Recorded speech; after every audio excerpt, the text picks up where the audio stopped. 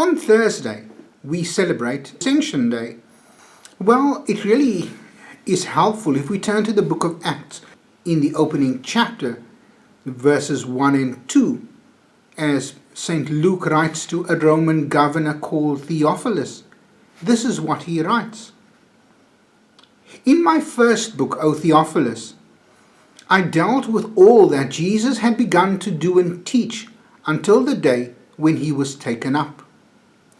Luke tries to explain that his first volume, his gospel, explained to that faith community about all that Jesus had come to teach and to do while he was here on earth. In the second volume, the Acts of the Apostles, it gives a recorded account of what Jesus continues to do after his ascension. And we're told that Jesus leaves in order to occupy his place on the right-hand side of the Father, to be enthroned, to be our intercessor, according to Romans 8:34, there to speak on our behalf. And yet, at the same time, Jesus occupies his rightful place as the King of Kings and the Lord of Lords. As he ascends, he becomes the King for us, the God, the co-ruler with his Father and the Holy Spirit, as he takes up his position. But this mental picture of Jesus' ascension reminds us of the importance of his rule and his reign as the King of his people, and therefore is worthy of worship, not just for what he has done for us, but because of who he is. He is the King of glory. But it's also interesting as we read through the account presented to us in the book of Acts of Jesus' ascension, for us to have this impression of Jesus leaving, he's going away, he's almost abandoning of his disciples. I want to have a look at this just for a moment. In the Greek understanding, or what is sometimes called the Hellenistic world or worldview, they saw God as being far away, somewhere high up in the heavens, somewhere far off. For God's people, or for people to really gain release and to get freedom, the only way to truly achieve freedom was abandonment of this world.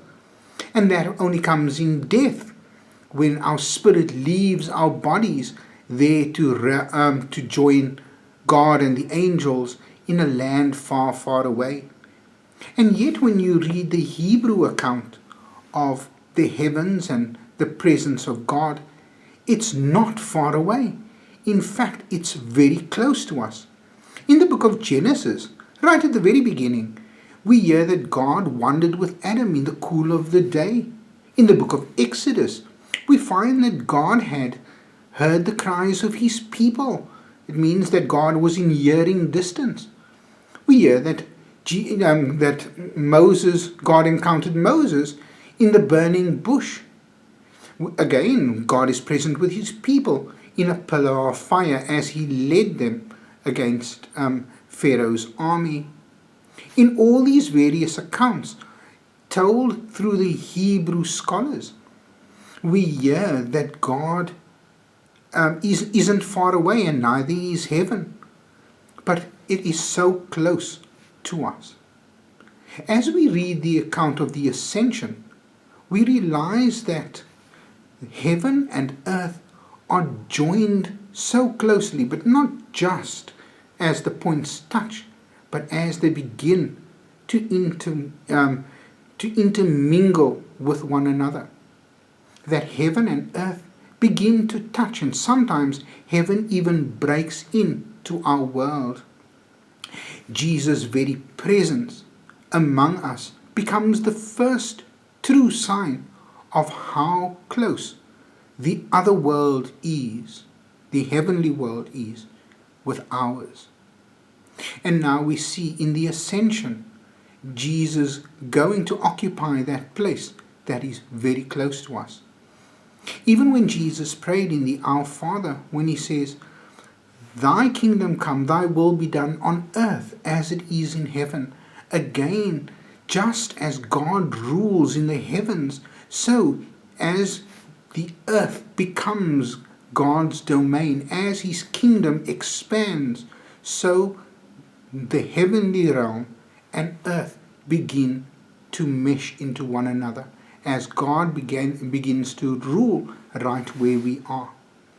This idea of this idea of Jesus occupying his throne and occupying the glory within our world begins to bring heaven into our earthly domain. Christ becomes the commanding in chief, as it were. Rather ironic that our state president is being referred to as the commander in chief. In a sense, Jesus becomes the commander in chief as he rules the world from his heavenly throne. We see that as the disciples who are filled with the Holy Spirit go and do as he commanded us to do, so he begins to usher his control, his domain, and he begins to expand as the church itself expands. He continues to work as we do the work we are called to do. May you and I come to appreciate that the ascension, the glory of the ascension, continues to be an outworking of God's plan and purpose for our world. May you be blessed as we come to a deeper understanding of the Ascension Day. Amen.